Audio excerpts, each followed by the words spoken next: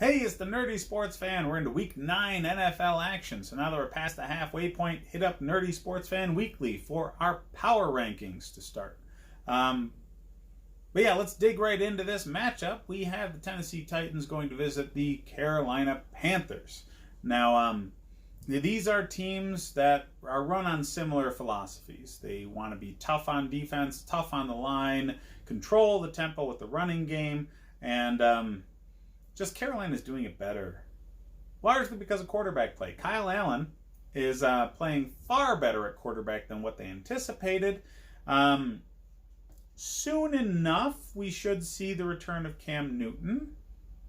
That's a very interesting thing to think about because, well, Kyle Allen's been extremely effective. So, do you bench him and put in your former MVP quarterback, who in recent years has been very injury prone and looked the part when he was playing hurt? Or do you remember that Cam Newton, before his injury last season, was on pace for his best statistical season ever?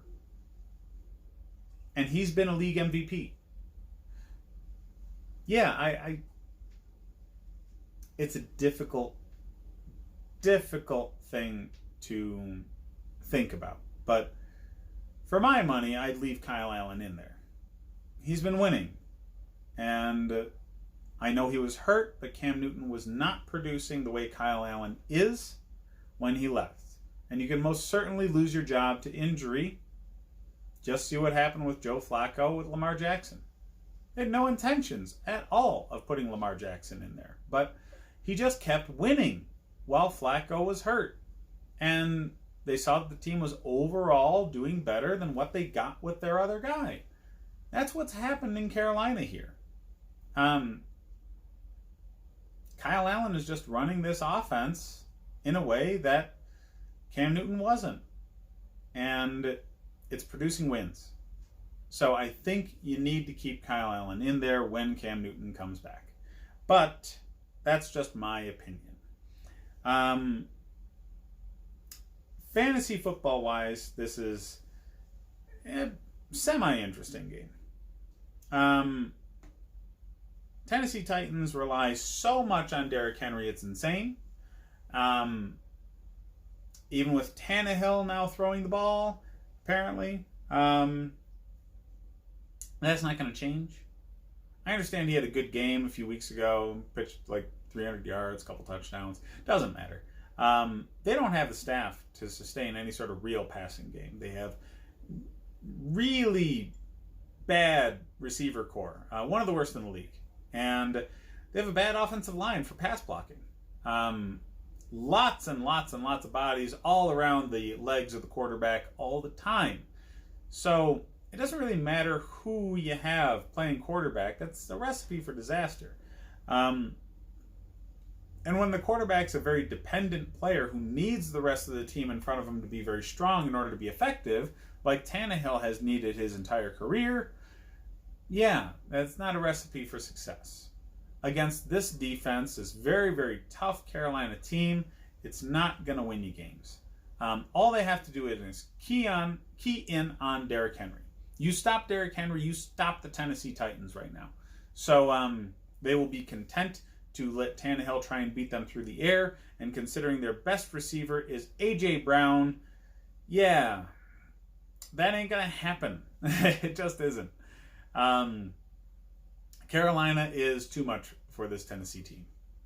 So Christian McCaffrey will go off because whereas Tennessee's defense is very tough, they're tough against more traditional running.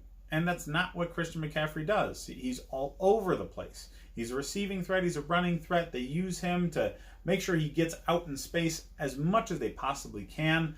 And they have receiving targets like DJ Moore available to lighten pressure over the top of the defense. Keep the safeties back where they need to stay if you want to really use Christian McCaffrey to his maximum potential.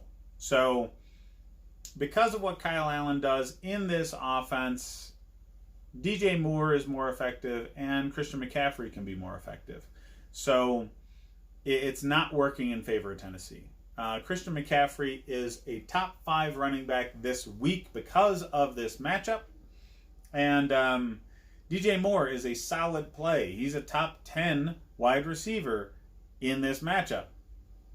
As far as Tennessee goes, receiving threats are better options now than they were with Mariota. So I would take a flyer on A.J. Brown if you're desperate for somebody. I'd put him in as a flex or a wide receiver. Wide receiver 3. Don't expect miracles out of this guy, but if anybody's going to produce solid numbers from the passing game of Tennessee, I would put my money on A.J. Brown to be that guy.